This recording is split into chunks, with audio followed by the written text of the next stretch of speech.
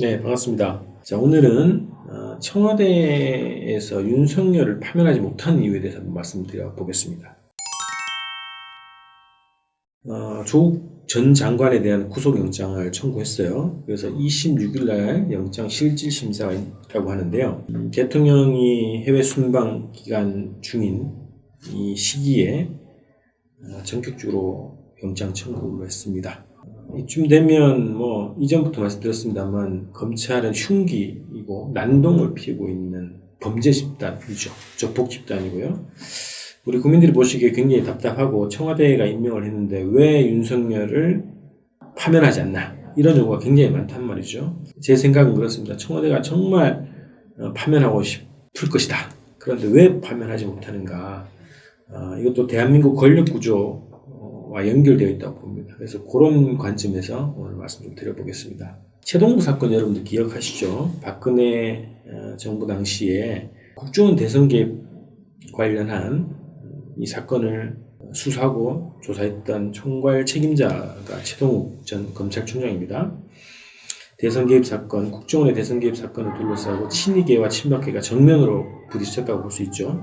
이 사건에 대해서 최동욱 검찰총장 당시 총장이 국정원의 대선 개입, 선거법 위반 혐의를 가지고 조사를 하고 있었던 거죠. 자, 그런데 이 조사와 관련해서 제대로 밝히고자 했던 최동욱 전 검찰총장에게 이상한 일이 벌어졌습니다.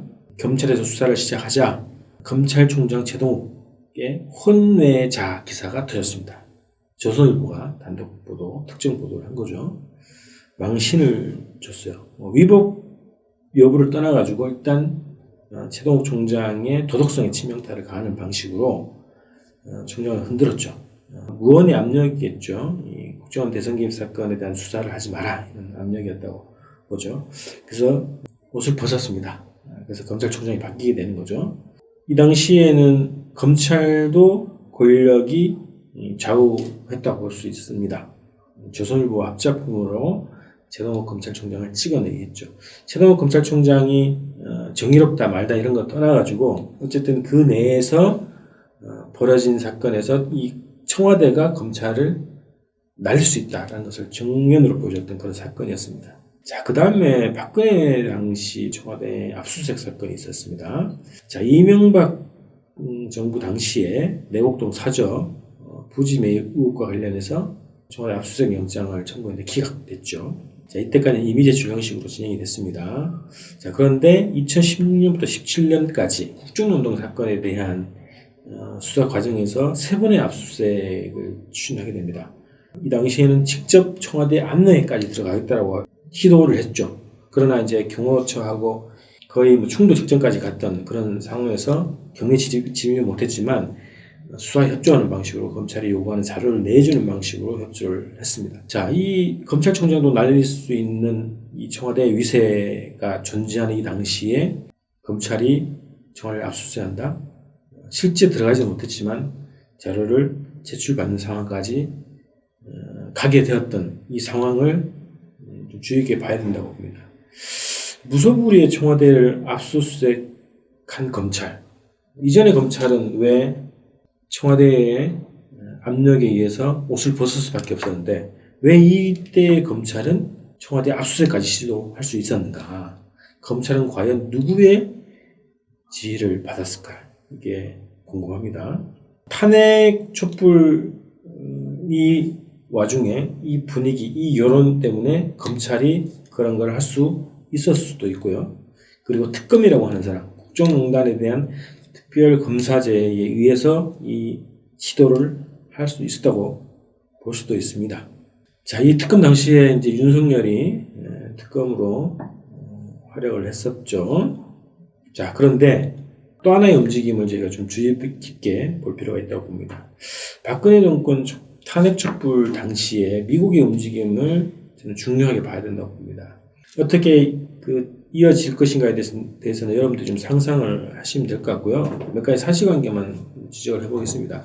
자, 2016년 11월 5일입니다. 그날은 100만 촛불을 달성한 날입니다. 광화문 촛불 집회가 열리기 직전에 주한미 대사, 그 당시에는 마크 리퍼트라고 하는 주한미 대사가 야구 유니폼 차림으로 개를 끌고 집회장 주변을 걷는 모습이 우리 행인들에 의해서 포착이 됐습니다.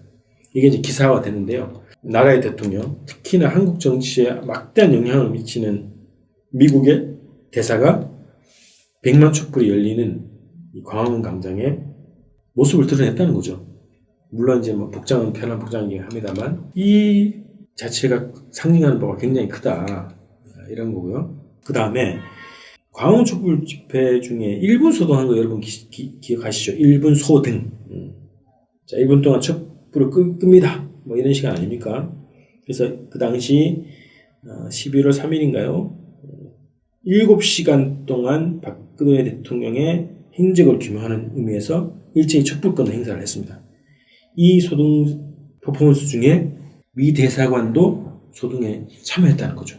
물론 뭐 여러 가지 변명을 했습니다만 분명히 그 시간에 미 대사관에 불이 꺼졌다는 거죠. 그래서 우리 국민들의 촛불에 동의한다, 동참한다, 이런 뜻을 보인 거 아닙니까? 그리고 2016년 12월 26일 이 당시면 이제 박근혜 국회에서 이제 탄핵 소추안이 결의된 이후죠. 이후에 마크 리포트 주한 미디어가 이런 얘기를 합니다. 촛불 시위에 대해서 우리 미국인들은 민주주의 작동을 목도해 감탄한다, 이런 얘기했어요. 집회나 평화적 시위는 한국 내부의 문제이고 한국 사회에 관한 것이다. 우리는 민주주의와 민주적 제도들이 작동하고 있는 것을 목도하고 있다. 동조하는 입장이죠. 그리고 나서 2017년 1월 17일 이렇게 얘기합니다. 한국 국민이 결정한 방식, 그러니까 대통령을 하야를 요구하는 촛불 집회에 대해서 한국 국민이 결정한 방식이다. 한국의 민주주의가 건강하게 작동하고 있는 것이라고 본다. 의회에서 논의를 했고 이제 대통령 탄핵에 대한 결과는 헌법재판소로 넘어갔다. 국민 스스로가 만든 결정을 존중한다, 이렇게 얘기했습니다. 이 당시에 박근혜 정부 청와대에서 끊임없이 대사관을 만나려고 했는데 면담을 거부했다는 얘기가 있습니다. 이 당시부터 박근혜 정권에 대한 미국의 태도, 박근혜 정권에 대해서 등을 돌렸다, 이렇게 볼 수 있겠죠. 자, 요 시기에 미국의 태도를 확인할 수 있었던 거고요. 검찰과 언론의 본격적인 박근혜 정권 반대 여론을 확인할 수 있습니다. 아까 얘기 드렸던 특검에서 검찰이 그 기세등등했던 청와대를 압수수색을 하려고 했던 그런 행동, 그 다음에 조선일보가 또 반정부 보도로 돌아서게 됩니다. 초창기에 박근혜 정부하고 갈등이 있었죠. 조선일보 출신의 논설위원회 비리 사건 이런 것들도 막 나오고 했었고 우병우와의 대립 이런 것도 있었는데요. 그러나 최동욱을 드러낸 것처럼 협조 관계였습니다. 그러다가 태블릿 PC가 나오고 나서 결정적으로 반정부 보도를 쏟아냈죠.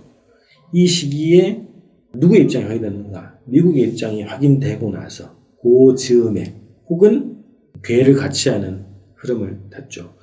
박근혜 정부에 대한 미국의 태도가 확인되고 검찰과 조선일보가 그렇게 움직인 것이라고 저는 판단하게 됐습니다. 자, 윤석열이 지금 기고만장한 이유가 뭘까요? 인사권자는 대통령 아닙니까? 그리고 대통령의 오른팔이라고 할 수 있었던 조국 전 장관에 대해서 구속영장까지 청구할 수 있는 이 기고만장한, 그리고 동물국회에 대해서 위죄 사건으로 넘기는 무리수까지 두어가면서 나경원에 대해서 또 오늘 8번째 고발이 들어갔다고 하는데 나경원, 한경원에 대한 수사는 전적으로 거부하면서 청와대를 공격하고 청와대 주변인을 공격하는 이 기고만장한 윤석열 총장의 그 배경은 무엇일까? 저는 그래서 한국 검찰의 실질적 지휘권자는 대통령이 아니다, 이렇게 판단을 하게 됐습니다. 일각에서 얘기하는 표면적 이유, 윤석열을 파면하지 않는 표면적 이유는 임기 보장 때문이라고 하는 겁니다.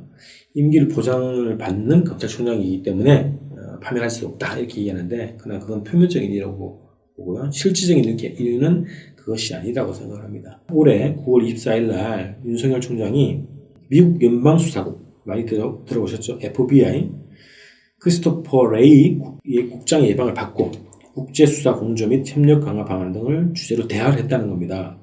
자, 99년도에 FBI가 대검을 찾은 이후로 거의 몇 년 만입니까? 20년 만에 이런 모습이 보였어요. 이상하지 않습니까? 가방의 날짜 배 떨어지는 건가요? 미국 FBI가 20년 만에 만나서 총장이 공조를 약속한 겁니다. 이게 어떤 의미일까 고민을 해보시기 바랍니다. 자, 검찰은 문재인 정부 탄핵을 위해서 노골적으로 움직이고 있습니다. 자한당의 선견대 역할을 하고 있고요. 하명 수사, 감찰, 무마, 출마, 거래 등등을 근거를 만들어주고 있죠. 여론전을 펼치고 실질적인 수사를 그리고 압수수색을 구속영장을 통해서 문재인 정부 탄핵의 근거를 만들고 있다는 겁니다. 국회 난동 사학비리, 취업비리, 쿠데타 음모에 대해서는 일절 건드리지 않죠. 문재인 대통령이 임명했지만 한교안 임명과 같은 역할을 하고 있다. 자, 이런 이 기세등등한 기고만장한 이 배후에 누가 있을까? 저는 그게 미국이라고 생각을 하는 겁니다. 그래서 우리의 지금 싸움, 우리가 검찰개혁, 공수처 설치, 자한당 해체라고 하는 이 싸움의 실질적인 이 진짜 사장 배우 누굴까? 거대한 권력, 거대한 음모를 기획하고 있는 이 미국이 실질적인 지휘자라고 보는 거고요. 연일 광화문에서 벌어지고 있는 이 태극기 모독부대, 성조기 부대들의 이 난동 이런 것들의 실질적인 지휘자 그리고 자금줄, 주범이 미국이라고 봅니다. 그래서 우리가 지금 이런 거대한 세력과 거대한 권력과 거대한 음모에 맞서서 싸움을 하는 거라고 봅니다. 그래서 지금 우리가 들고 나오는 자유한국당 해체, 한교안 구속 이 투쟁 자체가 굉장히 갖는 의미가 굉장히 큰 의미라고 보는 겁니다. 그게 미국이 내세우는 한국 사회의 통치 전략, 지배 전략의 선봉대죠. 자유한국당과 한교안. 아무리 실수라도 언론이 마사지를 다 해줍니다. 한교안에 대해서, 자한당에 대해서. 실질적인 주인이 그런 기획을 하고 있다고 보는 거죠. 그래서 우리의 이 싸움이 그 거대한 권력과의 싸움이고 그 싸움에서 이기기 위해서는 현재는 자유한국당 해체, 한교안 구속 이 투쟁에 집중해야 한다고 생각을 합니다. 그것이 바로 미국의 작전, 미국의 계획을 깨는 일이라고 생각을 하고 내년 총선 이겨야 할, 이기기 위한 가장 중요한 과제라고 생각합니다. 자, 오늘 이렇게 방송 마치고요. 금요일 날 방송에서는 또 한반도 문제 또 말씀드려야 될 것 같습니다. 지금 뭐 크리스마스 선물 가지고 계속 언론 보도를 하고 있는데요. 한반도 문제의 본질에 대해서 다시 한번 말씀드리는 걸로 하겠습니다. 다음 방송에서 뵙겠습니다.